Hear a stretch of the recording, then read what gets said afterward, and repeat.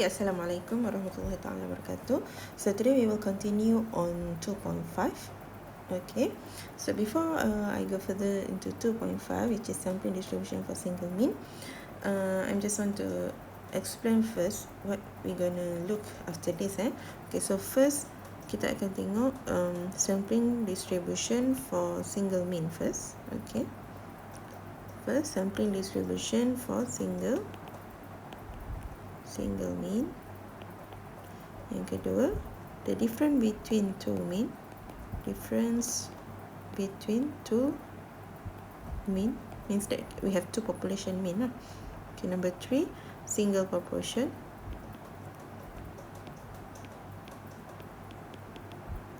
And then the difference between the two proportion. Difference between two proportion. Number 5, single variance. Okay, number 6, ratio of the two variance.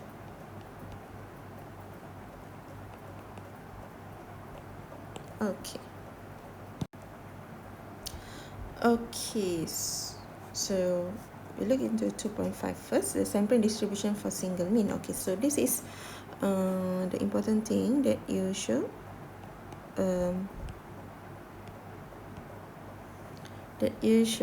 know lah, how to write the sampling distribution for single mean. Okay, so we have x bar has normal distribution with mu x bar and variance x bar. Okay, so dia punya mean kita akan ambil value mean yang dimension lah, and then dia punya variance dia kita kena bahagi dengan n. Okay, so look into example 1. Okay, example 1.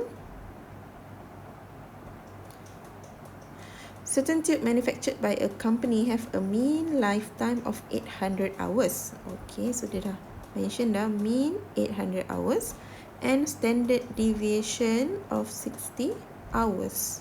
Okay, so kita ada value mu kat sini 80 and standard deviation. So standard deviation adalah dia punya notation dia adalah sigma 60. Find the probability that a random sample of 16 tube taken from the group will have a mean lifetime 1, 2 and 3.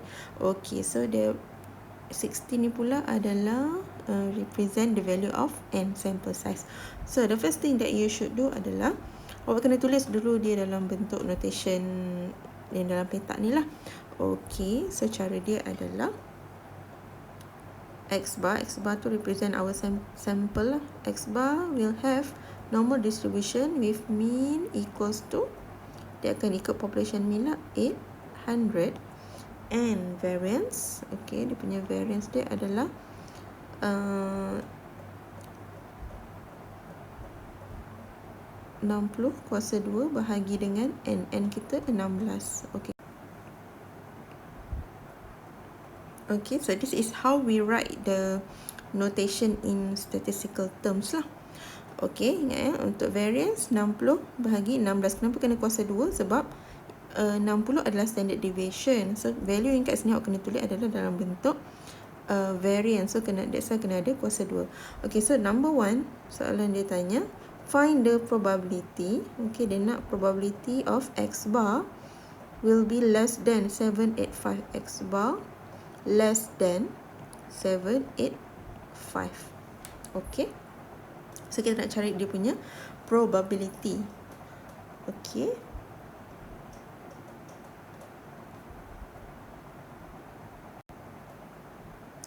so kalau awak tengok dekat previous page, apa yang kita akan guna kat sini, x bar ni kita akan transform dia menjadi standardized variable z, yang mana z adalah equivalent to x bar minus mu over sigma over square root n. So kita akan transform, okay, convert x bar tu menjadi standard variable. Okay, mana dia akan jadi macam ni lah. P kita akan tulis dia jadi z less than, so x bar kita dia nak less than 785. So you just tulis 785 minus mu kita tadi 800 divide by sigma over square root n. Okay, so sigma kita adalah 60 bahagi dengan square root n. N kita 16. Okay, so you calculate by using your calculator. So we will get z less than negative 1. Okay. So I think you already learned this topic. How to calculate the standard variable. Okay, I just want to repeat back lah. Okay. So now, what should we do is we need to refer statistical table, which is table number 3, to find the value of probability. Okay. So siapa yang ada statistical table tu nanti tengok your statistical table. Okay, so saya letak kat sini statistical table kita. So this is how your statistical table looks like. So apa yang awak perlu tengok, okay, value yang dekat tepi ni, okay, tepi this one, this is your z value, starting from 0.0 up to 4. Okay, so value yang dekat dalam ni semua, this one is the probability value. Okay, so kalau kita nak cari probability of z equals to 0.0, so kita dapat probability dia adalah 0.5 lah. How this we get this value? Okay, saya ulang balik lah. Okay, this is normal distribution lah. Okay, a bell shaped curve. Okay, so value kat sini, probability or area under this curve is 0.5, belah kiri, belah kanan 0.5. The total probability under this curve is equivalent to 1. So value kat bawah ni adalah value z. This one is z, yang mana tengah-tengah ni kosong lah. So di sebelah kanan adalah positive value, di sebelah kiri adalah negative value. So dia macam garis nombor lah. So kalau kita nak probability of z greater than 0, this one, kalau saya lorek yang ni, so maksudnya dia half lah, that's why kita dapat 0.5. Okay, now we want to look to find the value of z is equals to 1. So kita tengok kat sini value z, the first column ni value z ya. So awak tengok 1, cari value 1. So kita dah dapat dah 1, value dia adalah 0.1587. So kalau nak tahu, kita lukis dulu. Kita nak probability of z less than negative 1. Okay, ni tengah-tengah kosong lah. So kita nak, let's say value, kita nak probability of z less than negative 1. Negative 1 tu here, this one. So kita lorekkan. So this is the probability value yang kita nak. Okay, so so kita dapat kat sini value dia adalah 0.1587.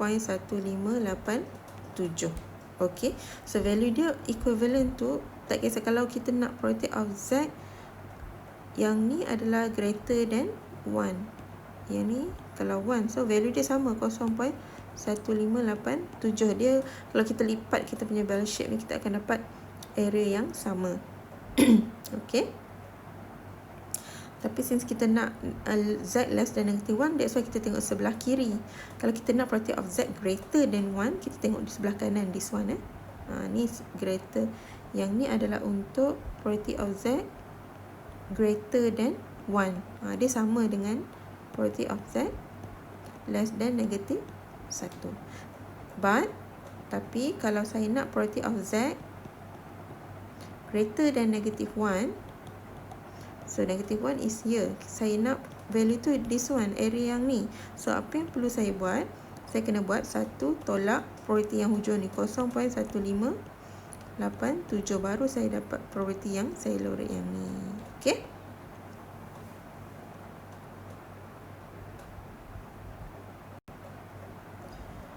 so for this one, the final answer is jawapan dia adalah 0.1587.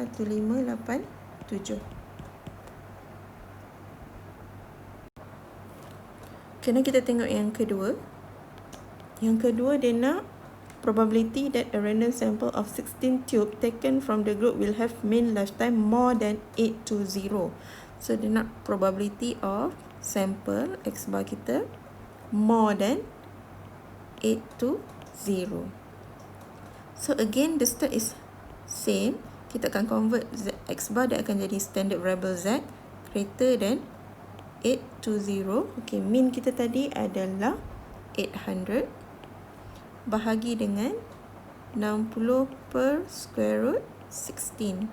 So we're gonna get Z greater than 1.33.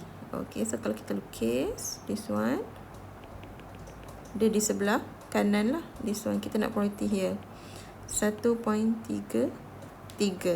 So we look into the, kita tengok statistical table. Awak cari 1.33. 1.3 this one. Okay, yang value kat atas ni nak tengok kalau dia 2 decimal lah, 1.33. 1.33, so here lah 0.0918. So the final answer is 0.0918. Okay, now kita tengok yang ketiga. Ketiga dia nak probability that a random sample of 16 tube taken from the group will have a mean lifetime between 770 and 830. So yang ni kita nak probability X bar is between 770 and 830. Okay.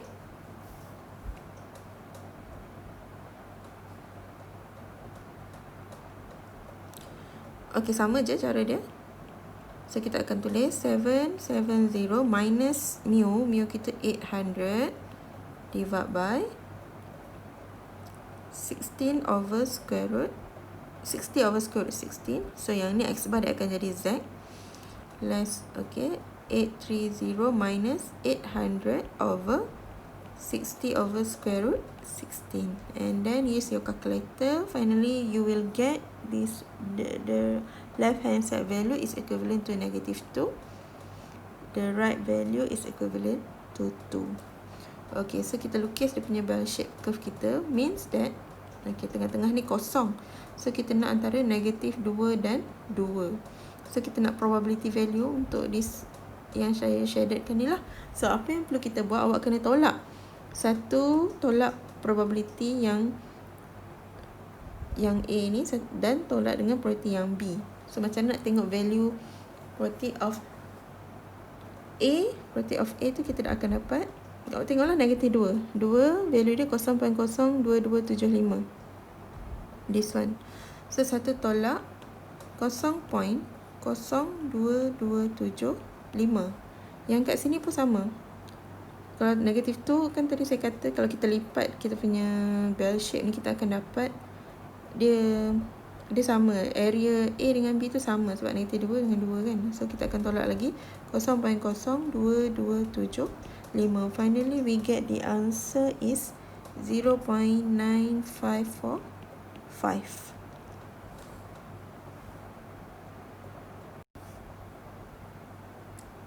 Okay, now let's continue example number 2. A batch of resistor has a mean resistance of 38 ohm and standard deviation of 3.2 ohm. Okay, so this one value mu kita lah. And standard deviation 3.2. Standard deviation is sigma. Tak ada kuasa 2. Assume the resistance follow a normal distribution. If a random sample of 80 resistor is selected. Okay, so kita ada N kita equals to 80. Construct the sampling distribution of the sample mean. Okay, construct sampling distribution tu maksudnya dia nak awak tulis dia punya notation lah. This one, X bar follow normal distribution with mu equals to, okay, kita akan follow population mean lah, 38. And dia punya variance adalah equivalent to 3.2. Kena letak kuasa 2 sebab kalau 3.2 saja dia adalah standard deviation. Bahagi dengan N kita 80.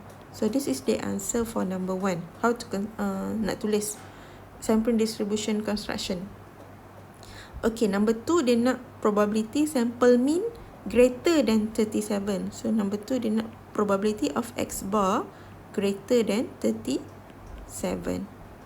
So ingat kita akan apply formula Z equals to X bar minus mu over sigma over square root N. Okay, so we will convert X bar jadi standard variable which Z greater than, okay, this X bar kita lah. 37 minus mu. Mu is 38 divided by 3.2 over square root 80. Okay, so we will get Z is greater than